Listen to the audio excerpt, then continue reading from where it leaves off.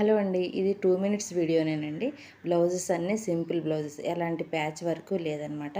ఓవరాల్గా ఇలా piping, thread piping లేదా లేస్, వీటితోటే ఈ వీడియో అంతా ఉంది. ఈ పింక్ బ్లౌజ్ మాత్రం లాంగ్ వీడియో చేసి మన ఛానల్లో పెట్టామండి. టోటల్ ఓవరాల్ ఎలా పైపింగ్ వేయాలి ఏంటి అనేది, 2 రకాలుగా నార్మల్ పాదంతోనే ఎలా వేయచ్చు అనేది ఈజీగా ఒక లాంగ్ వీడియో చేసాం. ఇంట్రెస్ట్ ఉంటే ఒకసారి చెక్ చేయండి. నెక్స్ట్ ఈ గ్రీన్ బ్లౌజ్, ఇదైతే రౌండ్ నెక్కేనండి. రౌండ్ నెక్ అయినా కూడా ఇది క్లాత్ చాలా తక్కువ వచ్చిందండి. దానివల్ల ఏంటంటే హ్యాండ్స్ షార్ట్ రావటం వల్ల ఇట్లా మనం షార్ట్గా కుట్టమన్నారు కాబట్టి మనం హ్యాంగింగ్స్ ఇవన్నీ క్లియర్గా స్టిచ్ చేయగలిగాం అనమాట. ఓవరాల్గా లుక్ ఇలా ఉంది.